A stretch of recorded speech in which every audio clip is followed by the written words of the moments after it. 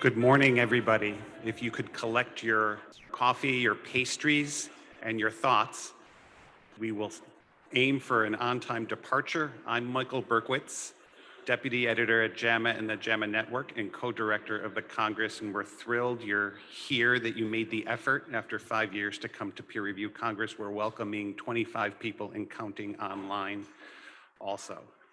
At home, I have a sunrise alarm clock that goes off with a very low light, just like in this room, and a very low voice, and that increases in intensity. So I'm going to put on my best public radio voice and try and soothe you awake so that you're ready to go at 8:05 for our plenary speaker. The Congress is an effort of the JAMA Network, the BMJ, and Metrics, and thanks to them, and of course, all of our sponsors.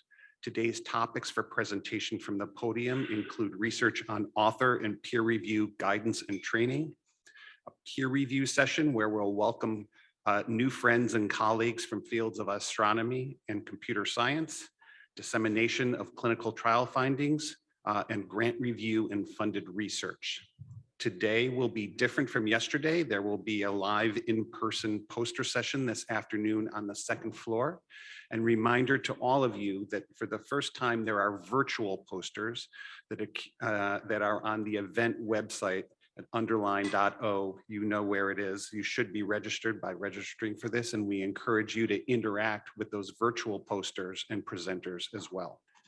They're not live on video, but you can leave comments, and we're advising all people with content accepted for the Congress to check for comments and respond. Refreshment breaks will be served in the foyer and exhibit hall on the floor, just as yesterday, and lunch is on the second floor in the Vive room, just as it was yesterday. Forgive me if I review things you know already, but for newcomers, this is a hybrid meeting. The plenary sessions are being streamed over Zoom, recorded, and they will be available to all registered attendees after the meeting. As a reminder, your participation, your questions should be respectful, professional, ethical, safe, and welcoming.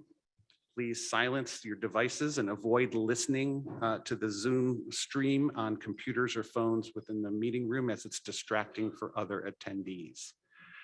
There will be equal time for presentation of new research and discussion, 10 minutes and 10 minutes. We try and keep to that fairly strictly so that it is, we're not talking at you for science, but it's a conversation among the community.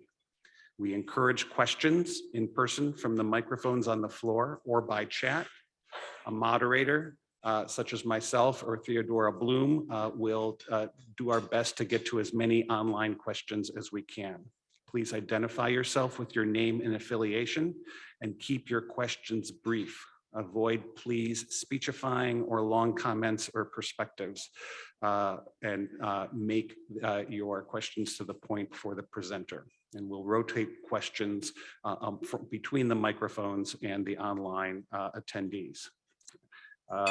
We are welcome to share and comment on Twitter with the hashtag PRC9.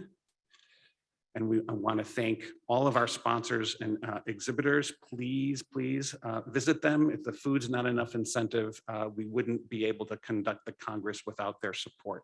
The list should be online on the screen behind me. And the next slide, please. At 5 p.m., do not miss Holly Falk-Krzyzewski of Elsevier, who will be talking about developing and testing a schema for collecting information on gender, ethnicity, and race in scholarly publishing. So a big picture view of some of the great research we heard yesterday in the DEI session. And now it is my pleasure to introduce the plenary speaker for this morning, Dr. Brian Nosek.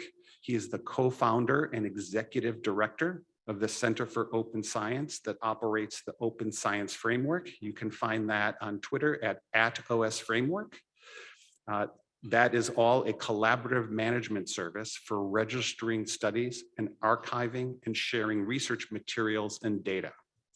Brian is also a professor in the Department of Psychology at the University of Virginia, and he co-founded Project Implicit, That's at Project Implicit on Twitter, a multi-university collaboration for research and education investigating implicit cognition, that is, thoughts and feelings that occur outside of awareness or control. Would you please join me in welcoming Dr. Nosek to the podium?